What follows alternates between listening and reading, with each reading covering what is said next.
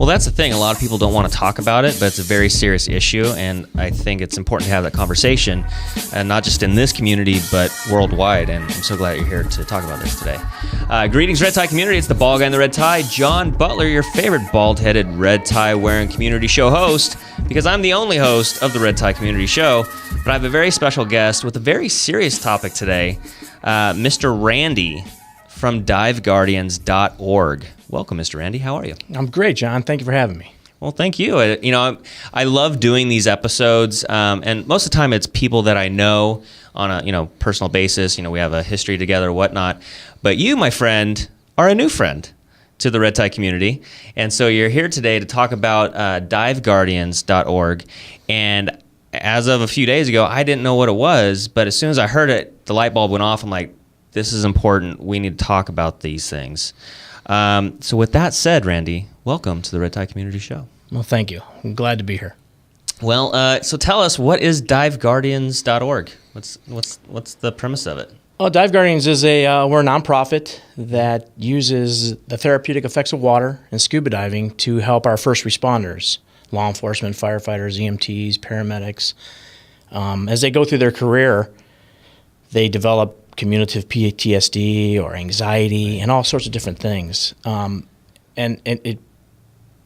it hurts their lives as they go along sometimes. I mean, it creates domestic violence issues, suicide issues, all sorts of different things. So the therapeutic effects of water has been proven to help with the symptoms of PTSD, anxiety, and that's what we do. And I'm a scuba instructor, and we take these first responders out. I teach them how to scuba dive for free.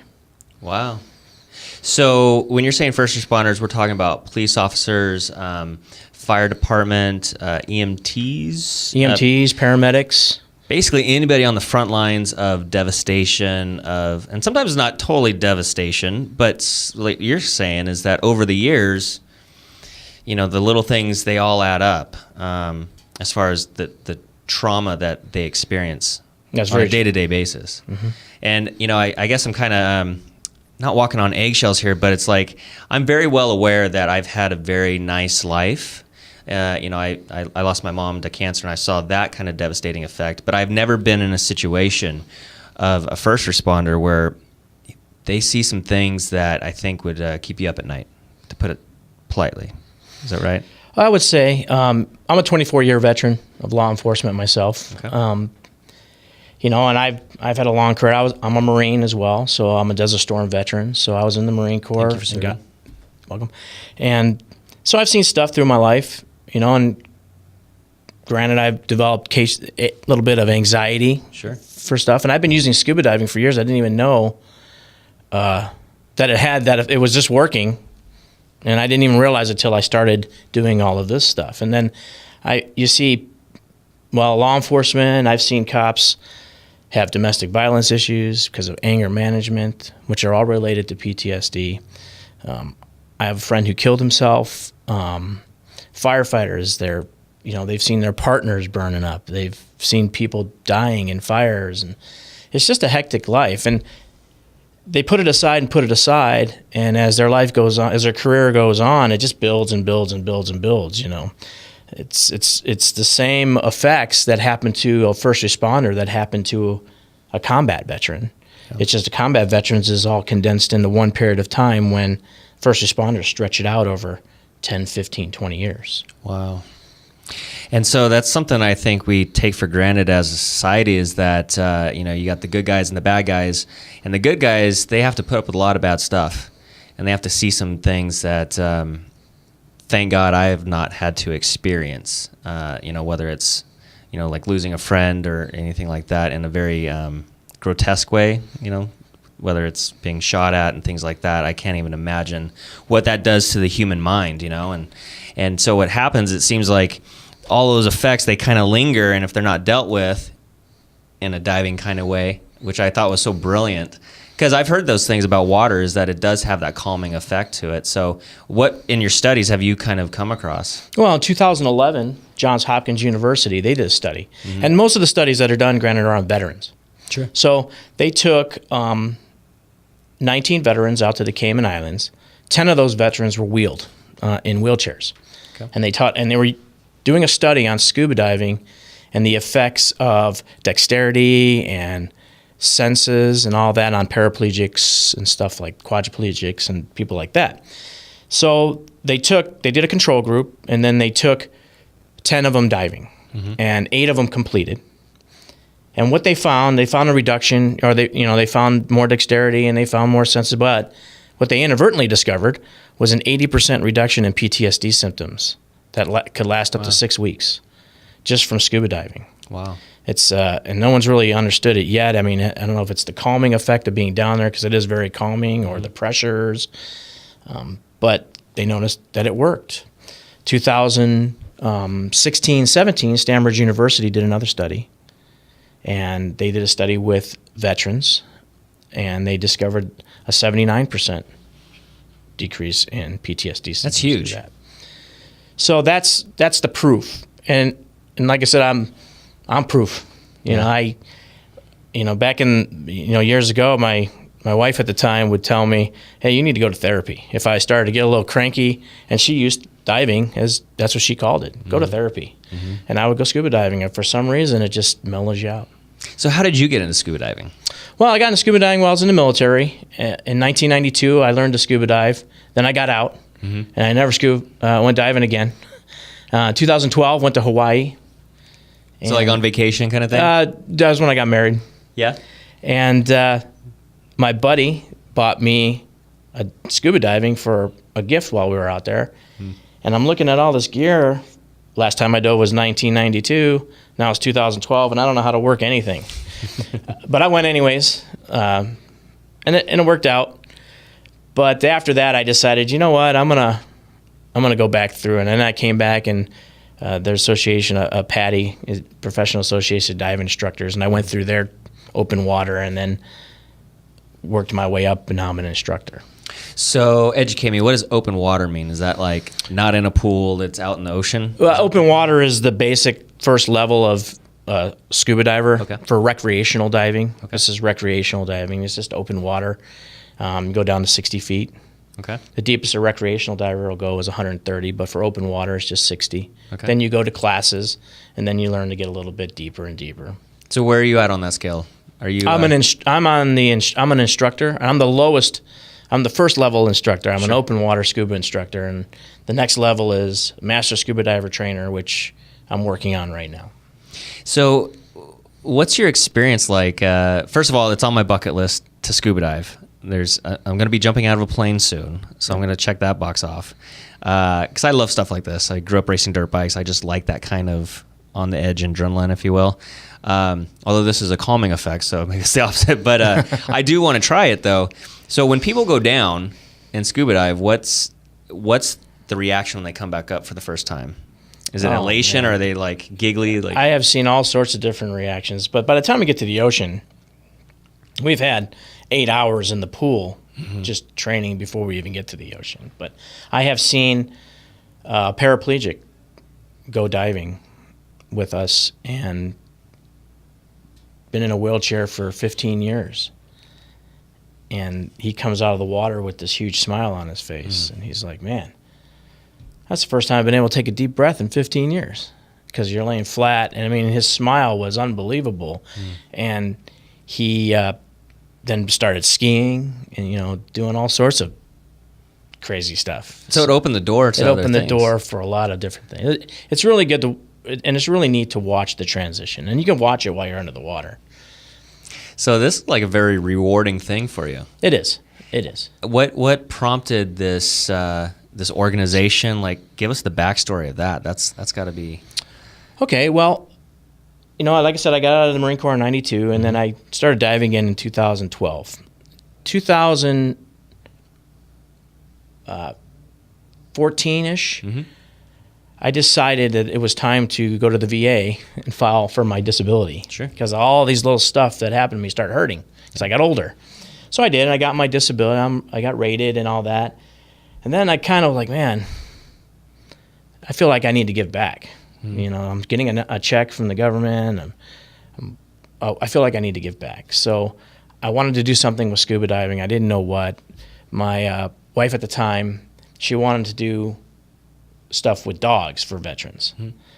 I didn't want to do that. So she found an organization that used scuba diving to help veterans. So I started volunteering. Nice. And I volunteered for 3 years helping veterans with PTSD and physical injuries as well. I'm also a handicapped scuba instructor. So I did that for 3 years. But being in law enforcement, one thing I noticed is which is good, there's so many organizations out there that help veterans. Yep. There's a lot. You can Google it and find dozens and dozens, but try to find some that help first responders. There's just not that many. Yeah. And first responders get PTSD too. Yeah. So I decided that it was time for me to move on. In March, I decided to leave the organization I was with and start Dive Guardians that does use the scuba diving to help our first responders. That's so cool. Like, I love it when a passion becomes an opportunity to help others, and that's a powerful thing when those things align. Yeah. So I'm pretty excited. And so you actually brought in some footage. So we're going to take a quick peek. So Mr. Tyler Tech is going to get your video queued up, and let's see how this kind of goes down.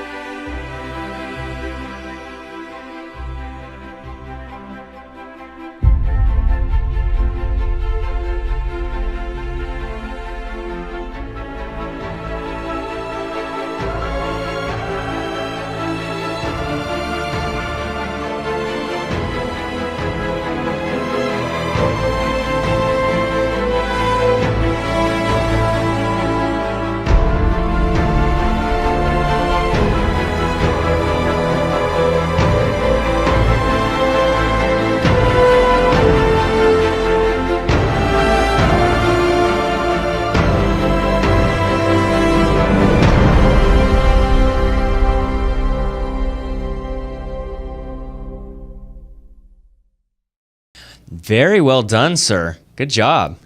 Not bad for a rookie try. Hey, you know what? It all works. It does. And video marketing is just so powerful to get the message out there. And some of the keywords that I saw there was, like educate, awareness, control and acceptance. Those are big things. So what other kind of events kind of led up to this kind of situation that kind of prompted the necessity for this? Because I'll be honest, I always hear about the veterans PTSD and the 22 a day and things like that.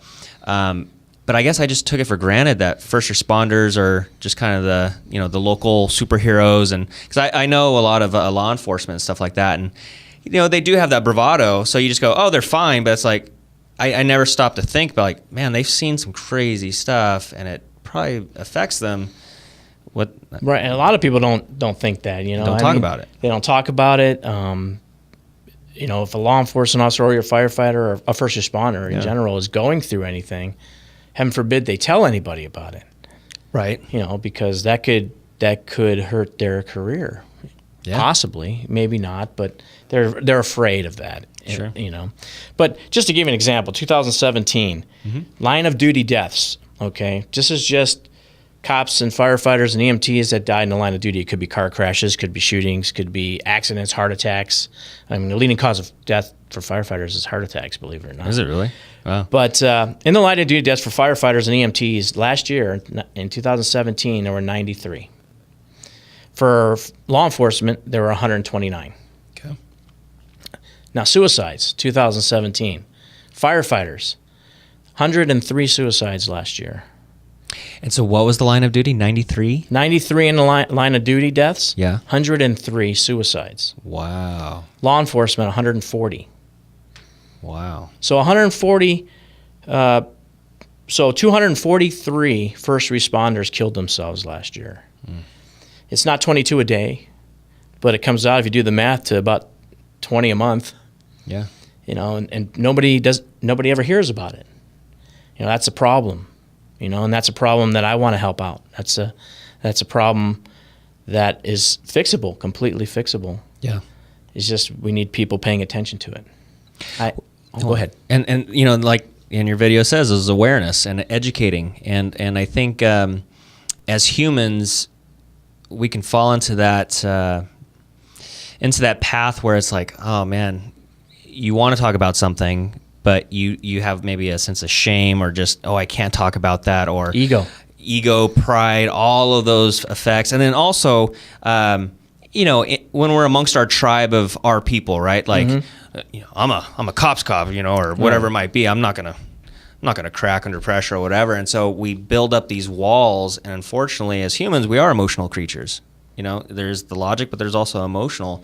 And so when you see so much horrible, horrific things, it's going to have an effect. It's going to leave a fingerprint. And everybody associates, you know, oh yeah, well, every time, you know, how many people have you shot, or how many of this? Well, it doesn't always have to be that way. There are law enforcement officers that go their entire career and never have to shoot anybody, thank goodness. Yeah.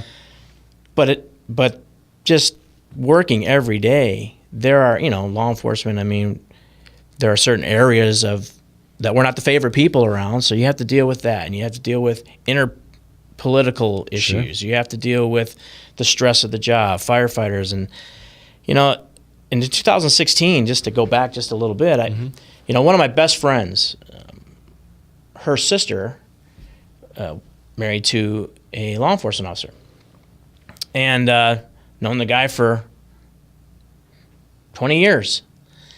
And all of a sudden, found out he killed himself, committed suicide. And I was upset. I was very upset, because I'm like, well, I never saw that. How come I didn't catch on to that? Or he never said anything. And, you know, and he was battling depression and alcohol issues and all sorts of things. And he had sought help for the alcohol and all these different things, but I had no idea. And I was really upset with myself. Why didn't I catch that? If I would have just been able to talk to him, maybe I could have stopped it. And that was the main driving force when it came down to it, why Dive Guardians exists. Because I don't want that to happen to me again. I don't want to be in a position where if I can help somebody, I don't want to be in a position where I'm unable to. Yeah. And I'm not saying scuba diving is the catch-all for everything, but it certainly does help, and it's been proven.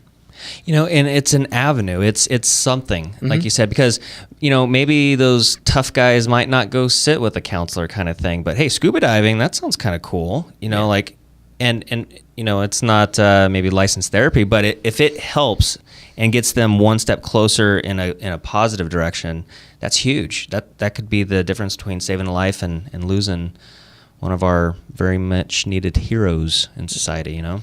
I agree. This is powerful stuff, man. It's you know, it's an opportunity to help your fellow man.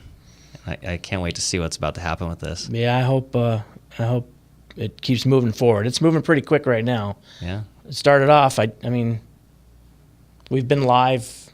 This is our third week now. And you're already on a video show on social media, so so the way that this kind of came up is I have family that's in law enforcement, and so everybody kind of knows each other and things like that, and so he reached out and he said, hey, you guys, you have to get this guy on your show. And once I saw your website and things like that, which is diveguardians.org, by the way, I could tell right away that it was going to be very important, because this is something as a society that we have to deal with. You know, whether you want to call it mental health or just the PTSD, or just as a society, I think we're coming to a point where we're acknowledging that we are emotional creatures, because for so long we've been kind of, you know, pride yourselves on, well, I'm a businessman, that's what I do. I don't feel pain, I don't feel those tears or whatever it might be, and you can only go so long, and I think we're seeing that on a nationwide scale. You know? Well, and also, you know, people have a tendency, society has a tendency to dehumanize cops. Right. And they don't realize that cops are just humans. They're people that have emotions and feelings, and the job does weigh on them, just like the job that you have or, some other person has. So I'd like to bring that out to the open too. I mean, look, we're human beings. I mean, and we have feelings and we develop these things. And I'm not asking you to feel sorry for law enforcement or firefighters and all those guys, because we all chose the job. It's not that bad. It's pretty fun. Yeah. But just understand. And that's what I'm hoping to bring out as well, awareness to what we go through on a daily basis. And that, we have to do things to help ourselves as well. Yeah. Yeah, even heroes need help kind of thing, you know? So this is going to be huge. So what do you see happening? I mean, it's only been the third week, and the snowball of momentum's already coming. So what do you see for the rest of this year here? Well, I'm hoping my goal is to start. I haven't been able to start training yet because we're still trying. We're a nonprofit, so we're still trying to get donations and money. So I'm hoping to be able to begin at the end of July is when I'm hoping to start actually training. I'm getting a response from a lot of people that want to be a part of the program. I just don't have the money yet to do it. So how can people come alongside and support you in this endeavor? Well, there's two different ways. Facebook is the one way. I mean, very welcome, love if people like and share us and follow us. Now, is that facebook.com/Dive Guardians? Dive Guardians. Okay, so they just do a search for Dive Guardians, and they'll find you. And you'll find us. Okay. And there's a donate button on there. And all I'm asking for is $5 a month. If I can get people donating $5 a month, that would help us out tremendously in getting money to help start training these guys. I donate, and my staff, my volunteers, we all donate our time, so we don't get paid to instruct. But the books cost money, and the pool rental costs money, and that costs money. That was my next question: is where do you guys do this at? Well, a pool in California is like gold, so it's really hard to find a pool, and we're still searching for a pool to.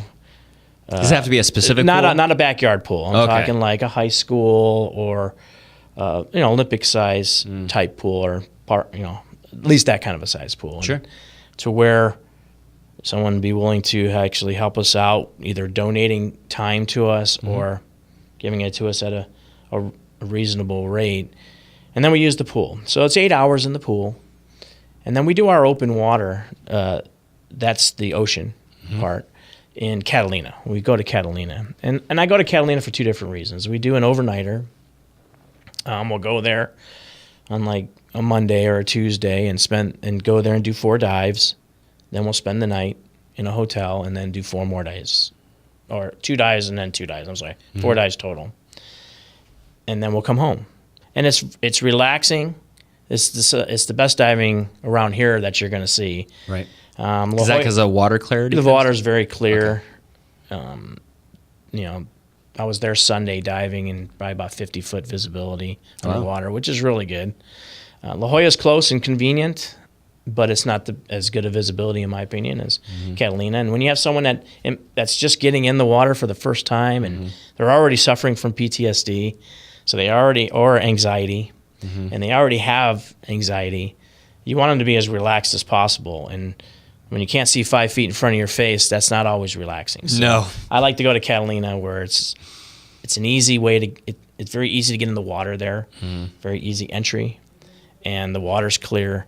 And spending the night, I found dealing with veterans for all the years that I did is relaxing. And after you go to dinner, you come back, you kind of hang out, and you just start talking. And it actually kind of almost turns into a little bit of a therapy session. And it's good for me, and it's good for them, and it's good for everybody. So that's why we do it. There's something powerful to be said when you can actually connect and bond with people that are going through the same things that you're going through. Because I think as humans, we can easily retract inside of ourselves and say, oh, I'm the only one that's going through this, so nobody else wants to hear about my problems, kind of thing. And so we'll shut ourselves off. And unfortunately, that's not the best way to do it, right? Right. And so that's why, that's one of the many reasons I love this platform with the community, red tie community, is that I love bringing people together to connect them, because I'm a connector at my DNA. That's my core. So as you're talking about, raising funds or maybe getting a pool donation, there's a lot of people that watch this, and you never know where these breadcrumbs are going to go. But I sure hope somebody's watching and they have an Olympic-sized pool, or there's some people I want to talk to possibly get you into a fundraiser. So we'll talk more about that after the show. Oh, that'd be great. With the Impact Club and Josh Painter. So I'm not sure if you're familiar with what he's got going on in Temecula, but quarterly they raise money. So at least a group of 100 people come together in this Impact Club. They come together and everybody donates $100, and there's 3 charities that come up, or like nonprofits, right? And so they come up and they kind of give their pitch. And then this group of 100 people, they all vote and they say, hey, let's give our monies to this person. And so in 1 hour, they raise $10,000 to $20,000 for charities and stuff like that.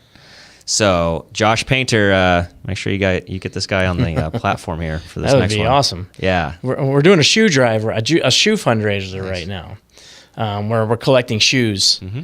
And we have a company that buys them from us, and they pay us by the pound. Mm-hmm. And that's just our first fundraiser we're doing. And it's going until the end of June.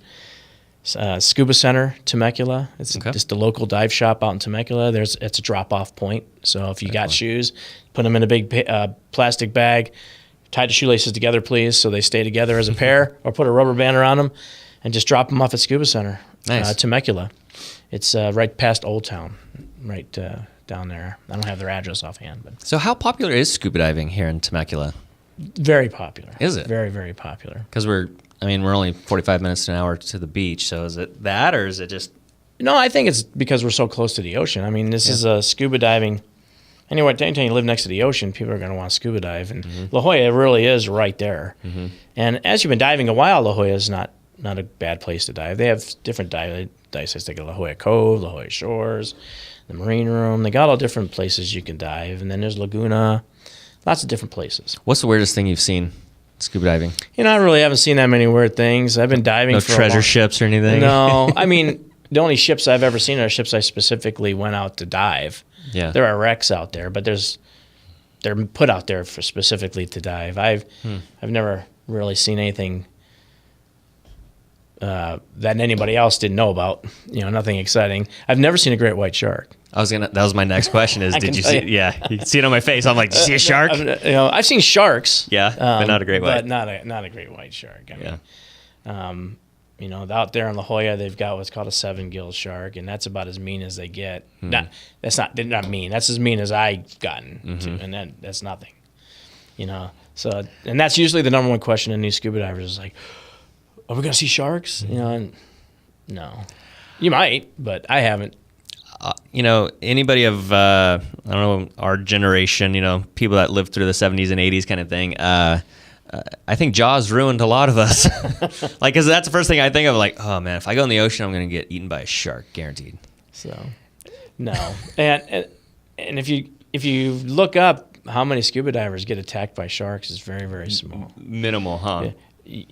You'd be more scared to look up how many, probably, I would guess, traffic snorkelers and surfers get attacked more than probably divers. Well, yeah, if you're a shark and you're like down there, you're like, all right, I'm hungry. What am I going to eat? Oh, that guy looks like he has a big metal tank strapped to his back. Yeah, they don't like our bubbles. Yeah. We blow bubbles down there, and it scares them away. Probably won't be delicious, so we'll go for the easy. Let's just hope it never happens. Yeah. Okay. So, and I did forget to mention, we have a website too.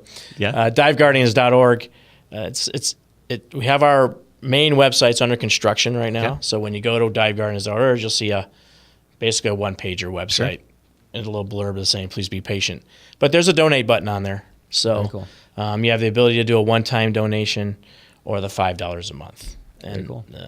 So that's my goal, is to get as many people doing $5 a month as we can do. Well, that's huge, and I don't know what it costs to operate a program like this, but I'm sure every dollar counts and is appreciated. It's about $600 to certify one person. Wow. So, and you do a group of 10 at a time, or? No, I choose to do a group of 6, okay. 8 at the most. Sure. Just for control reasons. Yeah. Especially in this particular field where you're dealing with people that are already pre-existed with anxiety or physical disabilities or anything. So I just kind of keep it smaller, 6. Do you notice a group bond that develops after those 2 days? Everybody's walking away, slapping each other on the back, and all buddy kind of thing? I did with the veterans quite a bit, and it was a lot of fun. And I'm certain it's going to be the same because I'm going to mix cops and firefighters together. So that's always produces a fun rivalry. So and it's fun. You know, I mean, just like when you mix Marines and Air Force and Army, and you'd have them all, and they'd all start kind of messing with each other. But it's all in good fun. Yeah. But it does. You'll see the same people after the class is over, calling each other up and go diving on the weekends, and it develops a friendship. But our program also allows the first responder to pick the buddy of their choice to go through for free as well. That's cool. So, you know, it's a buddy sport. Diving is a buddy sport. You shouldn't dive by yourself. So if you're at home and your wife, you know, is your buddy, she comes as your buddy. You know, what better than have a built-in buddy right at home to go diving with? And that's great. Especially if, you know, your marriage is kind of rocky, and sometimes this helps. Scuba diving just helps for so many things. It really does. And I hate to make it's not the snake oil, you know, it's not the cure-all, but it does. It's pretty amazing. Well, you know, what's interesting is that as humans, what are we, 70% water kind of thing? Something like that. Like there's a large percentage of us that are that we're made out of water kind of thing. But also when you think about the how we're born, you know, for 9 months we're in water, right? So I wonder if there's some kind of a psychological thing there. I'm not smart enough to understand all that stuff, but you and me both. But that's my theory. So one of you smart people, let me know if I'm right or if I'm just totally out of the ballpark here. Yeah. I'm anxious to someday find the exact science as to how this does help people, because I know it does. It's been proven, but nobody's actually pinpointed the actual reason why. There are some things that I know scuba diving helps because it makes people think through problems and creates a new muscle memory to help them overcome certain problems and stuff like that. And that's important, you know. And that's one of the things with PTSD and anxiety is that fight or flight when it kicks in. You don't want it to kick in and go in an unhealthy direction. You want to learn like panicking 50 feet underwater kind of thing. You want to learn how to channel it in the right direction. You know, when you start to have your attack, you feel it coming on, instead of grabbing that bottle and having a drink, go for a run or go for a dive or do something healthy. Yeah. Instead of yelling at your significant other or drinking out of a bottle or doing something destructive. Yeah. Well, you know, I'm just excited to see what's about to happen, because it sounds like you are on a path of helping people.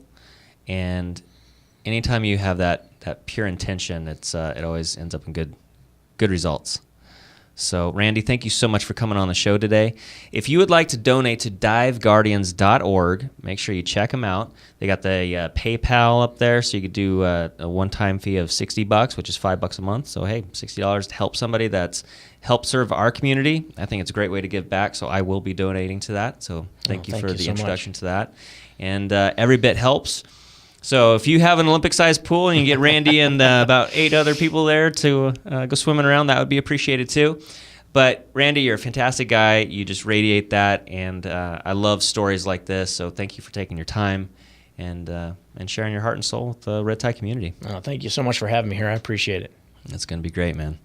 And that's it for this episode of the Red Tie Community Show with the bald guy in the red tie, John Butler, your favorite bald-head red tie wearing community show host, saying see you in escrow. Bye.